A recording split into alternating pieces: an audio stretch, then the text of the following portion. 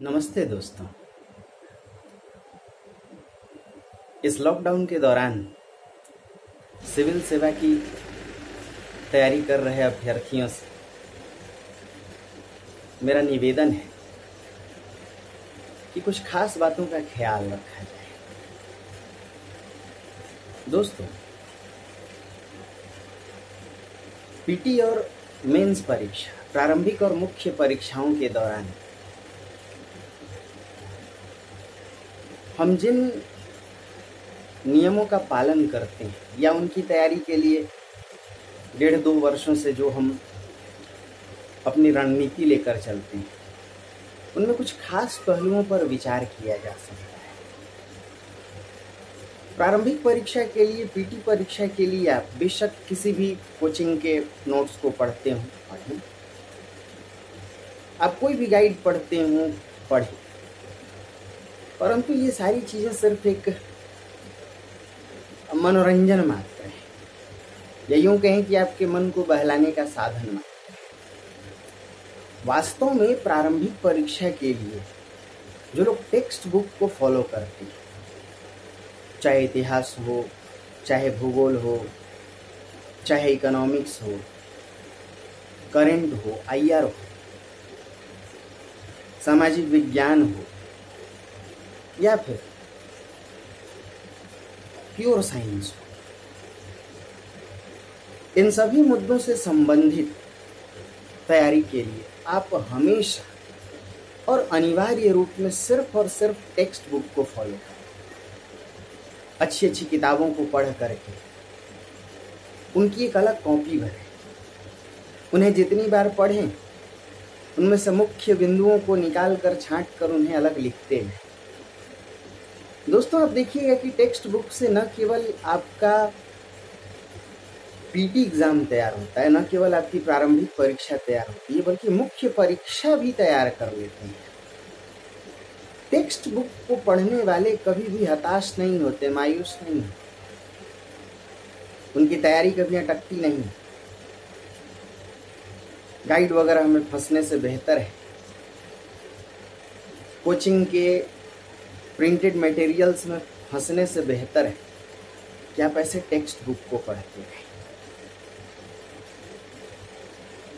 जहां तक मुख्य परीक्षा की बात है, याद रखिए, अब लगभग चाहे वो संघ लोक सेवा आयोग हो, यूपीएससी हो, या फिर राज्य स्तरीय सेवाएं, स्टेट सिविल सेवा, लगभग सभी परीक्षाओं में एक ही ऑप्शनल है। ऐसे में ऑप्शनल को तैयार करते समय भी टेक्स्ट बुक को आप अनिवार्यतः फॉलो करें। कुछ विषय ऐसे हैं जैसे हिंदी साहित्य, छोटे छोटे टॉपिक्स हैं, इनके लिए न जाने कितनी किताबें आपको पढ़ने की जरूरत पड़ेगी। तो एक तो आप यह ध्यान रखें कि जिस संस्था में आप अपने ऑप्शनल को, ऐच्छिक विषय को तैयार कर रहे हैं, अपने शिक्षक पर यह दबाव डालें कि प्रिंटेड मटेरियल की जगह शिक्षक प्रश्नों से संबंधित उत्तर लगभग सभी टॉपिक्स को अपने शब्दों में लिखवाएं, क्योंकि उनके द्वारा डिक्टेट किया हुआ एक लिखित उत्तर प्रारूप होगा लगभग सभी विषयों पर, सभी टॉपिक से संबंधित। तो समझिए कि आपकी तैयारी बहुत सहज हो जाएगी। कुछ विषय ऐसे होते हैं जिनके लिए मार्केट में बहुत सी सामग्री उपलब्ध नहीं होती है, परंतु शिक्षक अच्छी किताबों को पढ़ करके यदि चाहें तो आपको उसके अच्छे उत्तर प्रारूप लिखा सकते हैं। आपकी मेहनत भी बच जाती है और उसकी जगह आप जीएस पे ध्यान दे सकते हैं, उसकी जगह आप अन्य मुद्दों पर ध्यान दे सकते हैं, न्यूज़पेपर पढ़ सकते हैं, मैगजीन पढ़ सकते हैं। तो दोस्तों, पहली बात ये कि टेक्स्ट बुक को हमेशा आप फॉलो करें। और दूसरी बात ये कि जो ऑप्शनल विषय है, ऐच्छिक विषय है, उसके लिए आपके पास क्लास नोट्स बेहतर होना चाहिए।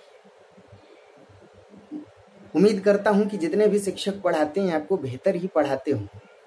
उनसे आप विनती करें, रिक्वेस्ट करें कि उनके उत्तर प्रारूप आपको वो खुद लिखवा कर क्लास में डिक्टेट करा के दें, ताकि आप परीक्षा से पहले उनको 3, 4, 5, 6 बार रिवाइज करके सिर्फ लिख करके जाएं। दोस्तों, टेक्स्ट बुक और एक बेहतर शिक्षक के द्वारा लिखाया गया उत्तर प्रारूप ये 2 चीज़ें अगर आप फॉलो करते हैं तो सफलता आपकी रुकेगी नहीं। शुभकामनाओं के साथ मैं अरविंद मिश्रा स्वागत करता हूं आपका साधना IAS के ऑनलाइन कक्षा कार्यक्रम में। हमेशा आप जुड़े रहें, अपनी समस्याओं को मुझे बताते रहें। उम्मीद करूंगा कि आपकी सभी समस्याओं को एक एक करके उनका निवारण करता जाऊंगा। धन्यवाद। नमस्कार दोस्तों।